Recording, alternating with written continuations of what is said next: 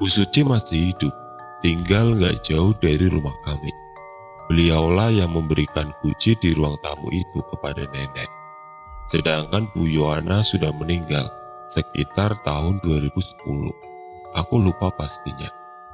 Intinya, mereka bertiga bersahabat erat hingga masa tua.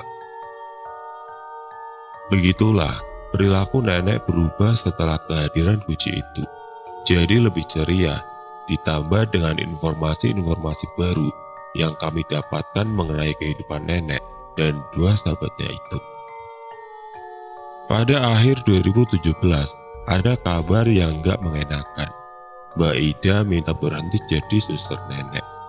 Alasannya pengen pulang dan bekerja di kampungnya. Papa dan Mama gak bisa berbuat apa-apa selain menuruti keinginannya. Tapi aku agak curiga dengan alasan resign Mbak Ida. Gak percaya, yang aku tahu dia sangat betah di rumah. Senang juga mengurus nenek yang sudah dia jalani selama 5 tahun lebih. Aku gak percaya dengan alasannya. Makanya, setelah sudah beberapa hari Mbak Ida pergi meninggalkan rumah, aku menelponnya, mencari tahu alasan sebenarnya kenapa dia pergi. Akhirnya pada suatu malam, aku menghubunginya via telepon. Kemudian panjang lebar kami berbincang. Pada akhirnya, terungkap semua alasan sebenarnya. Ternyata, Mbak Ida sudah gak tahan dengan perubahan perilaku nenek setelah kehadiran kunci. Perubahan yang menurutnya sangat aneh. Selain perubahan yang sudah aku sebutkan di atas tadi, perubahan yang membuat Mbak Ida bertanya-tanya karena gak seperti biasanya.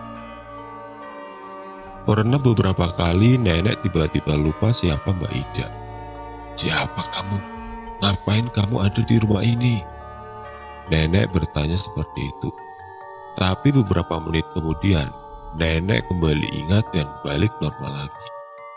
Yang lebih aneh lagi, sering nenek bicara sendirian. Entah itu di kamar, di ruang tamu, atau di teras. Nenek seperti sedang ngobrol dengan seseorang. Padahal di situ cuma ada nenek dan Mbak Ida. Perbincangan, nenek seringkali diselingi dengan tawa. Kadang ada tangis juga. "Nenek, ngobrol sama siapa sih, Nek?" Beberapa kali Mbak Ida bertanya seperti itu. Setelahnya jawaban nenek sedikit mengagetkan. "Kamu gak usah ganggu. Ini saya lagi ngobrol sama teman lama. Yohana, kamu kan sudah kenal. Sana bikinin minum buat Yohana." Begitu jawab nenek.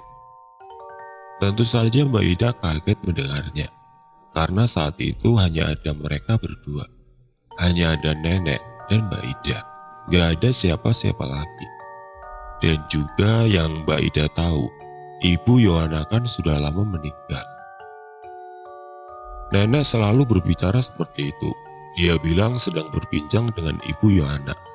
Kejadian itu sering terjadi. Lama-kelamaan Mbak Ida menjadi terbiasa dan perlahan mulai bisa menganggapnya nggak aneh lagi. Tapi lama-kelamaan juga, Mbak Ida merasa kalau keadaan ini semakin menjadi. Membuatnya mulai merasa sedikit ketakutan. Ada kejadian yang benar-benar aneh.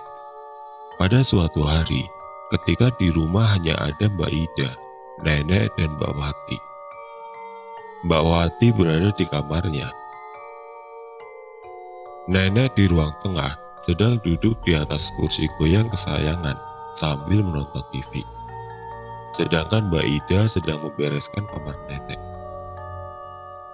Lalu dari dalam kamar, beberapa saat kemudian, tiba-tiba sayup Mbak Ida mendengar suara nenek ngomong sendirian.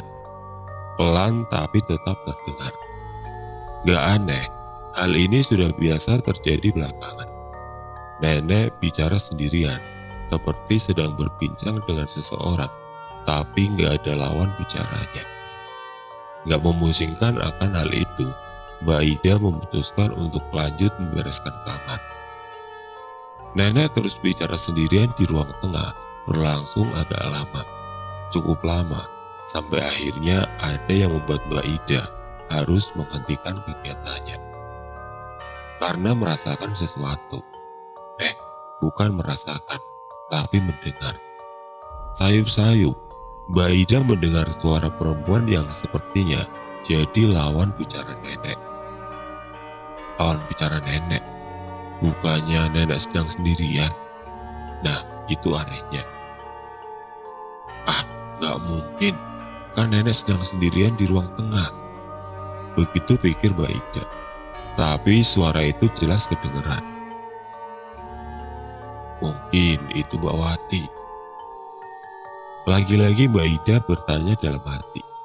Tapi bukan. Suara Mbak Wati bukan seperti itu. Dia yakin. Walaupun begitu, Mbak Ida belum juga berniat untuk melihat ke ruang tengah untuk memastikan. Karena belum selesai membereskan kamar.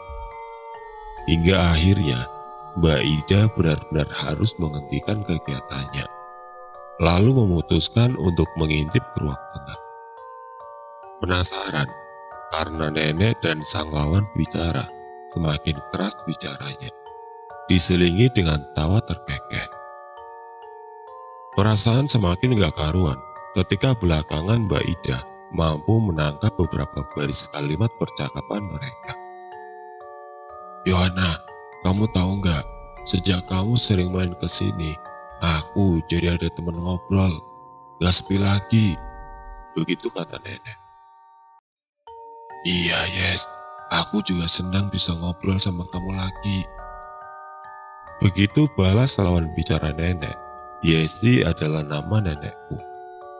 Ketakutan dan rasa cemas Mbak Ida semakin mempuncak karena nenek menyebut Yohana sebagai lawan bicaranya.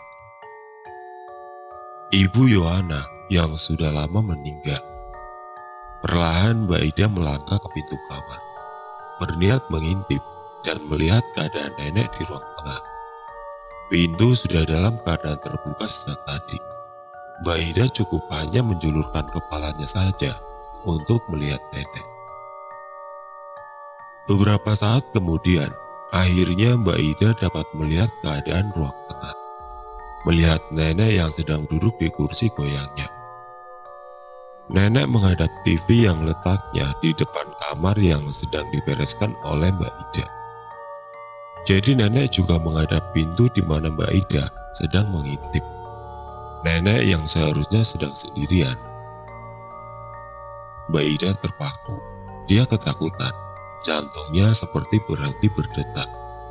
Karena melihat kalau ternyata nenek enggak sendirian. Di sampingnya duduk satu orang perempuan lagi. Perempuan tua yang sepertinya seumuran dengan nenek. Perempuan itu duduk di atas sofa ruang tengah. Rambut putihnya terurai panjang. Mengenakan pakaian terusan berwarna gelap. Wajahnya keriput, kelihatan pucat. Ida, sini. Saya kenalkan dengan Yohana. Sahabat saya yang sering saya ceritakan itu loh. Sini dah. Begitu kata nenek. Menyebut nama Yohana sembari memperkenalkan teman bicaranya di ruang tengah. Sontak Mbak Ida langsung menarik wajahnya. Masuk lagi ke dalam kamar. Duduk di atas tempat tidur. Dia ketakutan. Karena nenek memperkenalkan Ibu Yohana sebagai lawan bicaranya. Ibu Yohana yang sudah lama meninggal. Ibu Yohana sedang duduk di ruang tengah, sedang berbincang dengan nenek. Peristiwa yang sungguh sangat menakutkan. Tapi bukan itu yang membuat Mbak Ida memutuskan untuk berhenti bekerja. Tapi ada peristiwa yang lebih menyeramkan lagi. Begini ceritanya. Pada suatu malam Mbak Ida kaget karena melihat nenek gak ada di atas tempat tidurnya. Sontak dia langsung panik dan mulai mencari di mana keberadaan nenek. Keluar kamar, memeriksa ruang tengah terlebih dahulu. Nek, dengan suara pelan, Mbak Ida memanggil nenek di ruang tengah. Suara pelan karena gak mau membangunkan seisi rumah. Gak ada jawaban. Gelapnya ruang tengah masih kelihatan kalau di situ kosong, nggak ada nenek. Mbak Ida lalu lanjut melangkah menuju ruang tamu, tempat di mana nenek biasa duduk juga. Ketika semakin mendekat ruang tamu, Mbak Ida memperlambat langkah. Dari sela-sela lemari kaca, Mbak Ida melihat sesuatu di ruang tamu. Mbak Ida melihat ada seseorang di ruang tamu. "Nek!" Sekali lagi Mbak Ida memanggil nenek, namun tetap tidak ada jawaban. Tapi walaupun rasa takut sudah mulai meraja, Mbak Ida tetap harus terus melangkah ke ruang tamu. Dia yakin kalau itu nenek yang sedang duduk di situ. Sampai akhirnya Mbak Ida benar-benar sampai ruang tamu, dan benar ada nenek di situ. Tapi nenek enggak sendirian. Dia ditemani seseorang. Seseorang perempuan tua yang Mbak Ida sudah pernah lihat sebelumnya. Perempuan tua yang nenek sebut sebagai Ibu Yohana. Mereka berdua hanya duduk diam, saling memandang dalam senyap. Mereka juga sepertinya nggak menyadari akan kehadiran Mbak Ida yang masih saja berdiri terpaku, hanya memandang keadaan itu. Entah muncul keberanian dari mana, akhirnya Mbak Ida bersuara. "Nek, ayo ke kamar lagi, Nek. Ini masih malam." Begitu kata Mbak Ida. "Gak mau, saya masih mau ngobrol dengan Yohana." Begitu jawab nenek, tanpa memandang Mbak Ida. Tapi ada yang sangat menyeramkan. Tiba-tiba, Ibu Yohana mulai mengarahkan pandangannya ke arah Mbak Ida. Ibu Yohana memandang Mbak Ida. Dalam remang cahaya, Mbak Ida masih dapat melihat wajah Ibu Yohana. Wajahnya pucat, lingkar matanya berwarna gelap. Yang paling menakutkan, di wajah keriputnya Ibu Yohana tersenyum tipis dengan ekspresi datar. Sangat menyeramkan. Sambil mulai menangis ketakutan, akhirnya Mbak Ida perlahan mendekat ke nenek, memapahnya untuk berdiri, lalu berjalan kembali ke dalam kamar. Dalam prosesnya, Ibu Yohana yang masih saja duduk di hadapan, terus memandang Mbak Ida dengan senyum seramnya.